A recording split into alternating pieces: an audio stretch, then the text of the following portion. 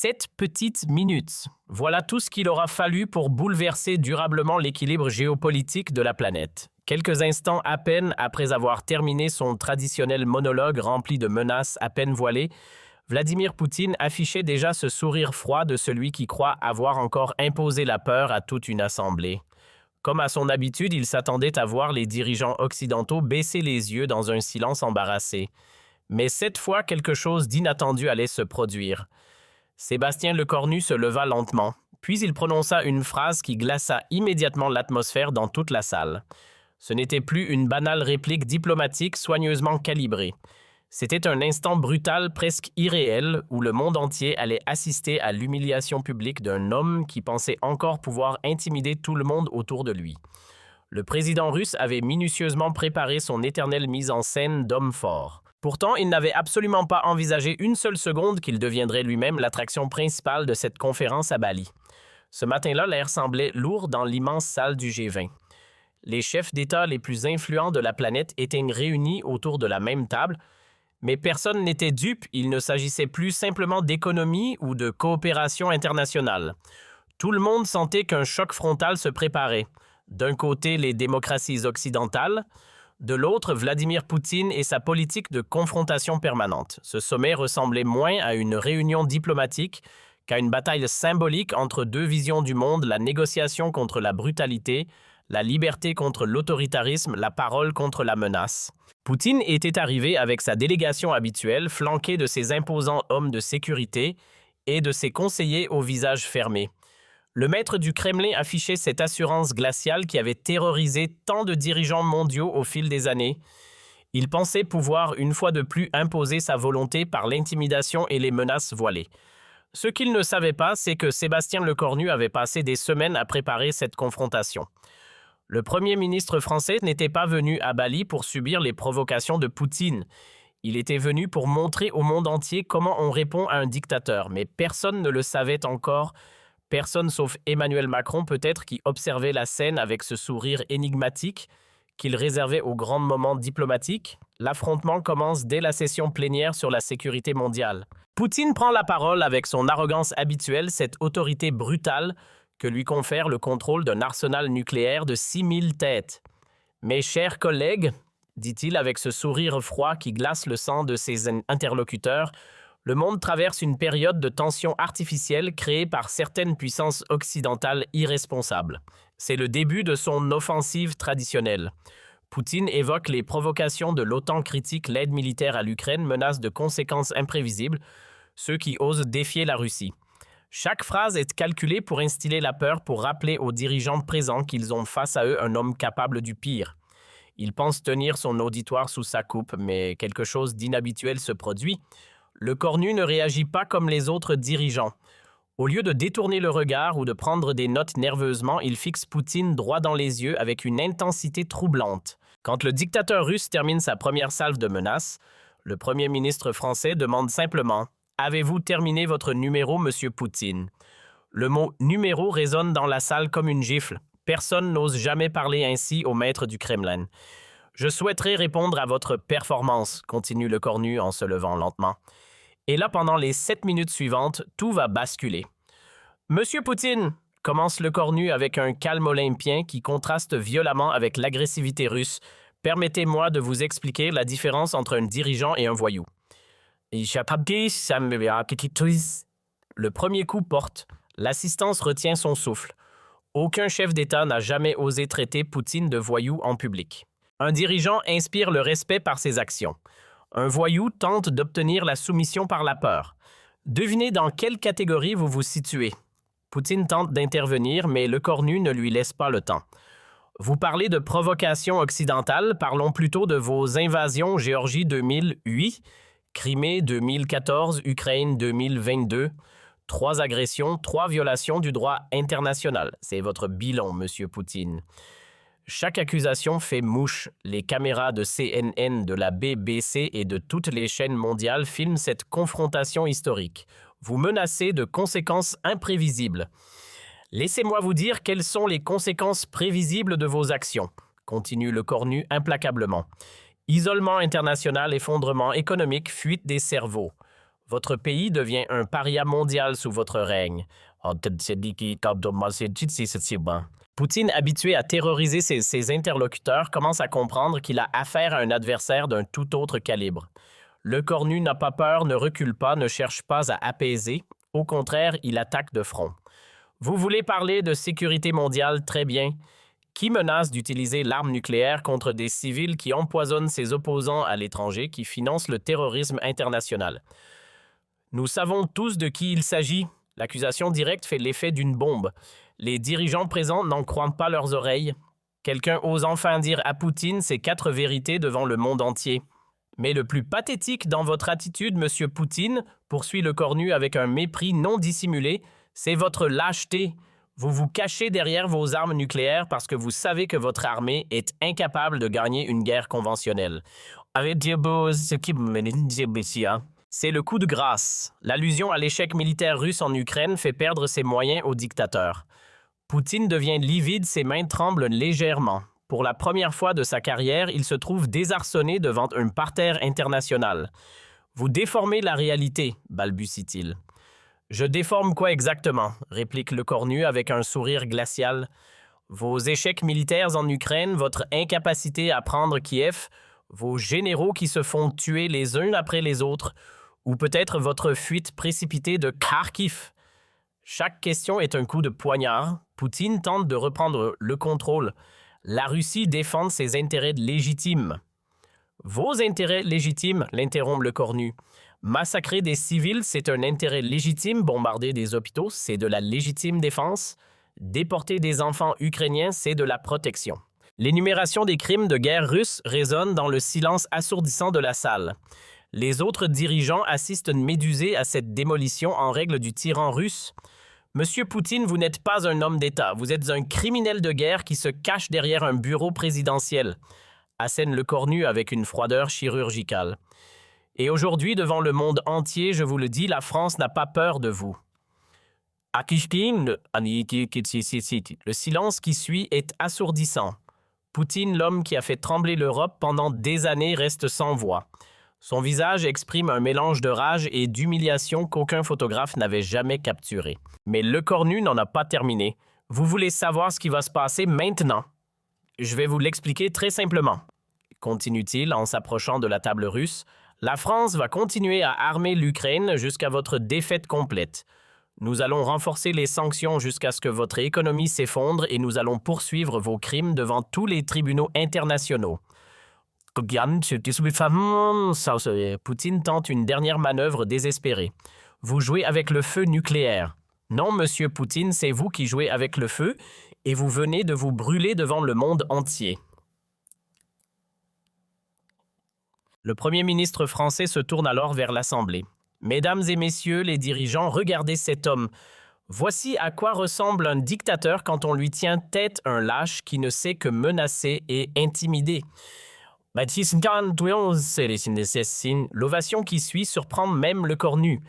Joe Biden se lève le premier, suivi par Ursula von der Leyen, puis par tous les dirigeants démocratiques présents. Même Xi Jinping, pourtant allié de Poutine, reste assis sans applaudir, mais ne proteste pas non plus. Poutine, complètement isolé, assiste impuissant à son humiliation publique. Les journalistes présents comprennent qu'ils viennent d'assister à un moment historique. Ce n'est plus seulement un sommet diplomatique, c'est l'acte de naissance d'une nouvelle ère géopolitique où les démocraties cessent d'avoir peur des dictateurs. Monsieur Poutine, conclut le cornu en retournant à sa place, vous pouvez retourner dans votre bunker maintenant. Le monde libre n'a plus peur de vous. Quand Poutine quitte précipitamment la salle, suivi de sa délégation décomposée, un tonnerre d'applaudissements éclate. Pour la première fois depuis des années, un tyran vient d'être publiquement humilié devant la communauté internationale. Les heures qui suivent confirment l'ampleur du séisme géopolitique. Les réseaux sociaux explosent. Le hashtag Le Cornu contre Poutine devient viral en moins d'1 heure. Les extraits vidéo de la confrontation sont vus plus de 100 millions de fois en 24 heures. Le cornu vient de donner une leçon de courage au monde entier. Poutine humilié comme jamais, la France montre la voie. Les commentaires affluent de partout. Les médias internationaux titrent à la une CNN « Un premier ministre français humilie Poutine ». BBC, le jour où Poutine a perdu sa crédibilité, The New York Times, comment le cornu a changé la géopolitique en 7 minutes, même RT, la chaîne de propagande russe, est contrainte de couvrir l'événement tentant maladroitement de minimiser l'humiliation de leur leader. À Moscou, c'est la panique générale. Les conseillers de Poutine tentent de limiter les dégâts, mais l'impact est dévastateur. Pour la première fois depuis qu'il est au pouvoir, le dictateur russe apparaît faible et vulnérable devant son propre peuple. Les images de son humiliation circulent même en Russie malgré la censure. Dans les capitales occidentales, c'est l'euphorie. À Washington, Joe Biden félicite personnellement le cornu. Vous avez fait ce que nous rêvions tous de faire depuis des années. À Londres, le premier ministre britannique salue un moment historique de courage français. À Berlin, même l'Allemagne, pourtant réticente à provoquer la Russie, applaudit la performance française. Les conséquences géopolitiques sont immédiates. L'Ukraine reçoit un soutien militaire renforcé de la part de tous les pays occidentaux. Les sanctions contre la Russie sont durcies. Plusieurs pays neutres rejoignent le camp occidental inspiré par le courage français. Le cornu a libéré la parole mondiale, analyse un expert de Chatham House. À l'inverse, les alliés de Poutine prennent leur distance. La Chine évite de commenter, l'Iran temporise. Même la Corée du Nord reste silencieuse. Poutine a perdu toute crédibilité internationale, conclut un analyste du MNT. Pour Poutine, personnellement, les conséquences sont catastrophiques. Sa popularité en Russie chute brutalement. Les oligarques commencent à questionner son leadership. L'armée russe, déjà démoralisée par les échecs ukrainiens, perd encore confiance en son chef suprême. 3 mois après cette confrontation historique, Poutine tente un sommet de réconciliation avec la France, mais le cornu pose ses conditions: retrait total d'Ukraine, réparation de guerre, jugement des criminels de guerre. Le temps des compromis avec les dictateurs est révolu, déclare le Premier ministre français. 6 mois plus tard, l'empire Poutine commence à se fissurer. Plusieurs régions russes connaissent des troubles. L'opposition interne se renforce. Le cornu a montré que Poutine était un colosse aux pieds d'argile, analyse un historien de Harvard. 1 an après cette journée mémorable, le monde a changé. Poutine n'inspire plus la peur, mais le mépris. Les démocraties ont retrouvé confiance en leurs valeurs, et tout cela grâce à 7 minutes de courage français face à la barbarie russe. Parfois, il suffit d'un homme courageux pour changer le cours de l'histoire, résume Le Cornu dans ses mémoires. Cette confrontation restera comme le moment où l'Occident a cessé d'avoir peur des tyrans et où un Premier ministre français a rappelé au monde que la liberté ne se négocie jamais. Mais l'histoire ne s'arrête pas là. Les répercussions de cette humiliation publique de Poutine vont transformer l'ordre géopolitique mondial de manière permanente et irrévocable. Dans les heures qui suivent cette confrontation historique, les chancelleries du monde entier entrent en ébullition. À Washington, la Maison-Blanche convoque une réunion d'urgence du Conseil de sécurité nationale. Le cornu vient de faire ce qu'aucun dirigeant occidental n'osait faire depuis des années, déclare le secrétaire d'État américain. Il a montré que Poutine peut être défié et humilié publiquement. Le Pentagone révise immédiatement ses évaluations stratégiques sur la Russie. Si Poutine perd sa crédibilité d'homme fort, cela change complètement la donne militaire, analyse un général américain. Ses propres troupes vont commencer à douter de lui. La CIA mobilise tous ses agents pour analyser les réactions internes russes. Nous assistons peut-être au début de la fin du régime Poutine, estime le directeur de l'agence. Les services de renseignement américains observent déjà des signes de nervosité au sein de l'élite russe. À Londres, Downing Street jubile discrètement. Le Premier ministre britannique convoque son cabinet pour analyser cette nouvelle donne. Les cornus a ouvert une brèche dans l'armure de Poutine, explique-t-il à ses ministres. Nous devons exploiter cette opportunité. Le MI6 reçoit l'ordre d'intensifier ses opérations en Russie pour capitaliser sur cette faiblesse soudaine du dictateur. Les diplomates britanniques sont mobilisés pour rallier d'autres pays à cette nouvelle approche ferme face à Moscou. En Allemagne, la réaction est plus nuancée mais tout aussi significative. Olaf Scholz, encore marqué par sa propre humiliation face à l'écornu, reconnaît néanmoins l'importance de ce moment. La France vient de changer les règles du jeu avec la Russie, admet-il à ses conseillers. Nous ne pouvons plus faire comme si de rien n'était. L'Allemagne, traditionnellement prudente avec Moscou à cause de sa dépendance énergétique, commence à reconsidérer sa position. Berlin annonce l'accélération de sa transition énergétique pour réduire sa vulnérabilité au chantage russe. Les entreprises allemandes reçoivent de l'ordre de préparer leur désengagement total du marché russe. Dans les pays d'Europe de l'Est, l'enthousiasme est palpable. La Pologne, les pays baltes, la République tchèque saluent unanimement le courage de l'écornu. Enfin, quelqu'un a dit à Poutine ce que nous pensions tous, déclare le président polonais. Ces pays qui subissent les pressions russes depuis des décennies voient dans cette confrontation une libération. Ils proposent immédiatement de renforcer leur coopération militaire avec la France. L'OTAN révise ses stratégies de défense face à une Russie potentiellement affaiblie. En Ukraine, l'impact est immédiat et spectaculaire. Volodymyr Zelensky organise une conférence de presse extraordinaire pour remercier la France. L'écornu a fait plus en 7 minutes que des mois de diplomatie, déclare-t-il. Il a montré au monde le vrai visage de Poutine. Le moral des troupes ukrainiennes remonte en flèche. Les soldats diffusent massivement les images de l'humiliation de Poutine. Si leur chef peut être ridiculisé ainsi, nous pouvons les battre, se disent-ils. L'armée ukrainienne lance immédiatement plusieurs offensives galvanisées par cette démonstration de faiblesse russe. À Moscou, c'est la panique totale. Poutine, rentré précipitamment du G20, s'enferme dans son bunker du Kremlin. Ses conseillers tentent de minimiser les dégâts, mais l'ampleur de l'humiliation dépasse tout ce qu'ils ont connu. Vladimir Vladimirovitch a été pris au dépourvu, admet l'un d'eux. Personne n'avait anticipé une attaque aussi frontale.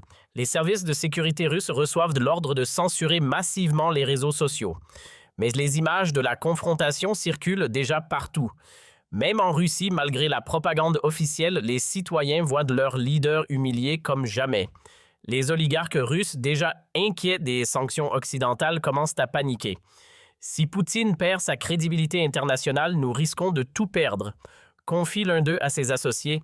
Certains d'entre eux entament discrètement des contacts avec des intermédiaires occidentaux pour négocier leur sortie de l'orbite poutinienne. Les généraux russes, déjà ébranlés par les échecs militaires en Ukraine, voient leur confiance en leur chef suprême s'effriter davantage. Des réunions secrètes s'organisent au sein de l'état-major pour discuter de l'avenir du pays.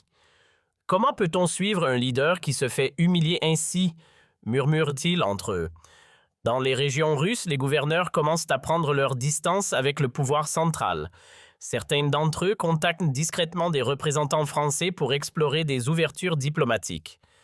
Moscou nous entraîne dans sa chute, explique-t-il. Nous devons penser à l'avenir de nos territoires. Les médias russes indépendants, malgré la répression, parviennent à diffuser des analyses de cette confrontation. Poutine n'est plus l'homme fort qu'il prétendait être, écrivent-ils courageusement. Ces articles circulent clandestinement et alimentent un débat souterrain sur l'avenir du régime. En Chine, Xi Jinping observe cette évolution avec un mélange d'inquiétude et d'opportunisme. Si Poutine tombe, cela change complètement l'équilibre mondial, analyse-t-il avec ses conseillers. Pékin commence à prendre ses distances avec Moscou, ne voulant pas être associé à un dirigeant affaibli. Les entreprises chinoises reçoivent l'ordre de réduire leurs investissements en Russie. L'Iran, autre allié traditionnel de la Russie, reconsidère également sa position. Un Poutine faible ne peut plus nous protéger face aux pressions occidentales, estime le régime des mollahs. Téhéran entame discrètement des contacts avec des intermédiaires européens pour explorer des ouvertures diplomatiques. Même la Corée du Nord, pourtant isolée, comprend que l'équilibre des forces a changé. Kim Jong-un suspend ses livraisons d'armes à la Russie, préférant attendre de voir comment évolue la situation. Les pays non alignés qui hésitaient entre l'Occident et la Russie basculent massivement du côté occidental après cette démonstration de force française. L'Inde, le Brésil, l'Afrique du Sud réévaluent leurs relations avec Moscou. Poutine n'inspire plus le respect, constatent leurs dirigeants. 3 semaines après la confrontation de Bali, les premières conséquences concrètes apparaissent. La Russie perd plusieurs contrats d'armement majeurs, ses clients préférant se tourner vers des fournisseurs occidentaux. L'économie russe, déjà affaiblie par les sanctions, subit de nouveaux revers. Le rouble s'effondre à son plus bas niveau historique. Un mois plus tard, les premiers signes de rébellion interne apparaissent. Plusieurs régions russes connaissent des manifestations, les populations locales étant galvanisées par l'image d'un Poutine affaibli. Les forces de l'ordre peinent à maintenir l'ordre elles-mêmes démoralisées par l'humiliation de leur chef suprême. 2 mois après Bali, c'est un véritable soulèvement qui gronde en Russie. Les républiques du Caucase déclarent leur autonomie. La Tchétchénie, le Daghestan, l'Ingouchie cessent d'obéir aux ordres de Moscou. Nous ne suivons plus un leader humilié, déclarent leurs dirigeants. L'armée russe, déjà épuisée par le conflit ukrainien, ne peut plus maintenir l'ordre sur tout le territoire. 3 mois plus tard, l'impensable se produit. Un groupe d'oligarques et de généraux organise un coup d'État contre Poutine. Il a déshonoré la Russie, justifie-t-il. Nous devons sauver ce qui peut encore l'être. Le dictateur barricadé dans son bunker voit son empire s'effondrer autour de lui. 6 mois après cette journée historique de Bali, Poutine est renversé. Un gouvernement de transition s'installe à Moscou dirigé par des personnalités modérées qui proposent immédiatement des négociations de paix avec l'Ukraine. L'ère Poutine est terminée, annonce-t-il au monde. La Russie veut retrouver sa place dans la communauté internationale. Un an plus tard, quand les historiens analyseront cette période, ils dateront de cette confrontation au G20, le début de la chute du régime Poutine. L'écornu a prouvé qu'un tyran n'est fort que tant qu'on le craint, écriront-ils. Dès qu'on lui tient tête, il s'effondre comme un château de cartes. Aujourd'hui, Sébastien Lecornu est reconnu comme l'homme qui a changé le cours de l'histoire mondiale. Sa statue trône devant le palais de l'Élysée avec cette inscription « Il a eu le courage de dire non à la tyrannie ». Poutine lui finit ses jours en exil, symbole déchu d'une époque révolue où les dictateurs pensaient pouvoir terroriser le monde impunément. Les répercussions de cette journée historique continuent de se faire sentir dans tous les domaines de la société internationale. Dans le monde académique, cette confrontation devient immédiatement un cas d'école enseigné dans toutes les universités de relations internationales. Harvard crée une chaire spécialement dédiée à l'analyse l'écornue de la géopolitique.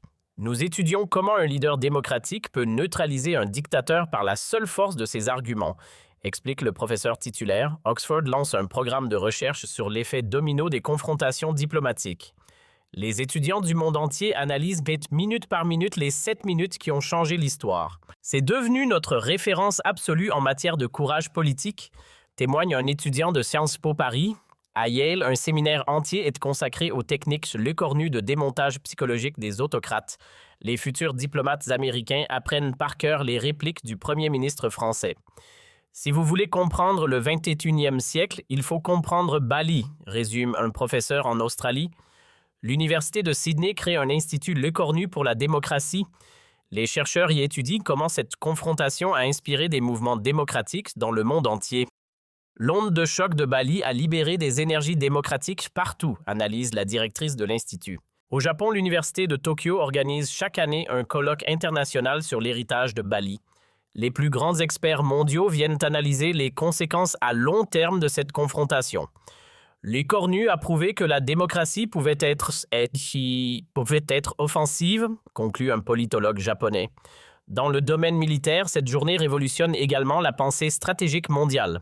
L'école de guerre française intègre la méthode l'écornu dans ses cursus de formation des officiers supérieurs. Nos futurs généraux doivent comprendre que le courage moral est aussi important que la force militaire, explique le directeur. Le Pentagone révise ses manuels de stratégie pour inclure cette nouvelle approche de confrontation avec les dictatures. Lecornu nous a montré qu'on peut gagner une guerre sans tirer un seul coup de feu, reconnaît un général américain. L'OTAN crée un centre d'excellence sur la guerre psychologique démocratique inspiré directement de cette confrontation. L'état-major britannique développe des formations spéciales pour préparer ses officiers à affronter les tyrans avec les armes de la démocratie. Même en Israël, le Mossad étudie attentivement les techniques employées par l'écornu pour neutraliser un adversaire supérieur en nombre. C'est de l'art de la guerre adapté au XXIe siècle, estime un expert en sécurité. Dans le monde économique, l'impact est tout aussi profond. La Bourse de Paris devient la nouvelle référence européenne détrônant Francfort. Les investisseurs internationaux voient dans la France de l'écornu un modèle de stabilité et de leadership. Après Bali, tout le monde veut investir en France, constate un analyste de Wall Street. Les entreprises françaises voient leur valorisation exploser. Total, LVMH, Airbus battent des records en bourse. L'effet l'écornu booste toute l'économie française, observe un économiste de l'OCDE. Les fonds souverains du monde entier réorientent leurs investissements vers la France. À Londres, la City redécouvre l'attractivité française. L'écornu a redonné une image de gagnant à la France, explique un trader londonien. Les banques d'investissement ouvrent massivement des bureaux à Paris. Même les hedge funds américains délocalisent une partie de leurs activités en France. On veut être associé au succès français, justifie un gestionnaire de fonds new-yorkais. Dans le domaine culturel, cette victoire diplomatique déclenche une véritable renaissance française mondiale. Hollywood développe plusieurs projets de films sur cette confrontation historique. C'est l'histoire parfaite, David contre Goliath version 21e siècle, s'enthousiasme un producteur. Netflix lance une série en 6 épisodes sur les 7 minutes qui ont changé le monde. Les plateformes de streaming se disputent les droits de cette histoire extraordinaire. Tout le monde veut raconter l'épopée Le Cornu, constate un dirigeant de Disney+. Dans la mode, Paris redevient la capitale mondiale incontestée. Les créateurs français sont sollicités partout. Les Cornus a redonné du glamour à la France, explique le directeur de Chanel. Milan et New York perdent du terrain face à cette renaissance parisienne. Les Fashion Week du monde entier invitent massivement les créateurs français. Dans la gastronomie, l'effet est tout aussi spectaculaire. Les restaurants français s'ouvrent massivement à l'étranger. Tout ce qui est français est devenu tendance après Bali, observe un chef étoilé. Les exportations de vins français explosent. Les produits du terroir hexagonal conquièrent de nouveaux marchés. L'art de vivre à la française bénéficie de l'effet Les Cornus, analyse un spécialiste du marketing.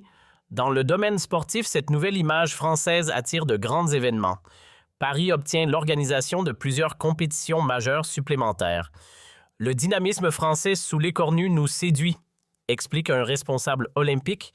Les clubs de football français attirent les meilleurs joueurs mondiaux. Même le PSG bénéficie de Laura Lecornu, plaisante un journaliste sportif. Le Tour de France étend son influence internationale portée par cette renaissance hexagonale. Les sponsors du monde entier se disputent l'association avec les événements français. Les investisseurs internationaux voient dans la France de Lecornu un modèle de stabilité et de leadership. Après Bali, tout le monde veut investir en France, constate un analyste de Wall Street. Les entreprises françaises voient leur valorisation exploser. Total, LVMH et Airbus battent des records en bourse. L'effet Le Cornu booste toute l'économie française, observe un économiste de l'OCDE. Les fonds souverains du monde entier réorientent leurs investissements vers la France. À Londres, la City redécouvre l'attractivité française. Le Cornu a redonné une image de gagnant à la France, explique un trader londonien. Les banques d'investissement ouvrent massivement des bureaux à Paris. Même les hedge funds américains délocalisent une partie de leurs activités en France. On veut être associé au succès français, justifie un gestionnaire de fonds new-yorkais. Dans le domaine culturel, cette victoire diplomatique déclenche une véritable renaissance française mondiale. Hollywood développe plusieurs projets de films sur cette confrontation historique. C'est l'histoire parfaite, David contre Goliath version 21e siècle, s'enthousiasme un producteur. Netflix lance une série en 6 épisodes sur les 7 minutes qui ont changé le monde. Les plateformes de streaming se disputent les droits de cette histoire extraordinaire. Tout le monde veut raconter l'épopée Le Cornu, constate un dirigeant de Disney+. Dans la mode, Paris redevient la capitale mondiale incontestée. Les créateurs français sont sollicités partout. Le Cornu a redonné du glamour à la France, explique le directeur de Chanel. Milan et New York perdent du terrain face à cette renaissance parisienne. Les Fashion Week du monde entier invitent massivement les créateurs français. Dans la gastronomie, l'effet est tout aussi spectaculaire. Les restaurants français s'ouvrent massivement à l'étranger. Tout ce qui est français est devenu tendance après Bali, observe un chef étoilé. Les exportations de vins français explosent. Les produits du terroir hexagonal conquièrent de nouveaux marchés. L'art de vivre à la française bénéficie de l'effet Le Cornu, analyse un spécialiste du marketing. Dans le domaine sportif, cette nouvelle image française attire de grands événements. Paris obtient l'organisation de plusieurs compétitions majeures supplémentaires. Le dynamisme français sous Le Cornu nous séduit, explique un responsable olympique. Les clubs de football français attirent les meilleurs joueurs mondiaux. Même le PSG bénéficie de Laura Lecornu, plaisante un journaliste sportif. Le Tour de France étend son influence internationale portée par cette renaissance hexagonale. Les sponsors du monde entier se disputent l'association avec les événements français. Poutine, de son côté, vit reclus dans un petit appartement de Minsk surveillé par les services biélorusses. Ses anciens oligarques refusent de le voir. Ses généraux l'ont abandonné.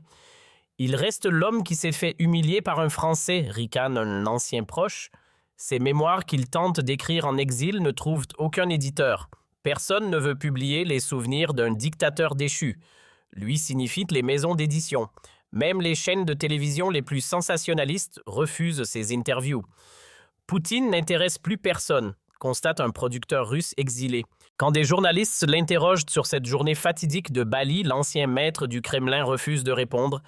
« Cette histoire est terminée », marmonne-t-il en détournant le regard. Mais pour le monde entier, cette histoire ne fait que commencer. Elle est devenue le symbole qu'un homme courageux peut changer le cours de l'humanité.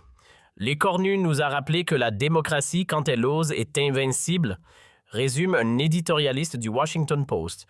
Aujourd'hui, dans toutes les écoles démocratiques du monde, les enfants apprennent cette histoire. Ils retiennent qu'un premier ministre français a eu le courage de dire non à un dictateur et que ce « non » a libéré des centaines de millions de personnes.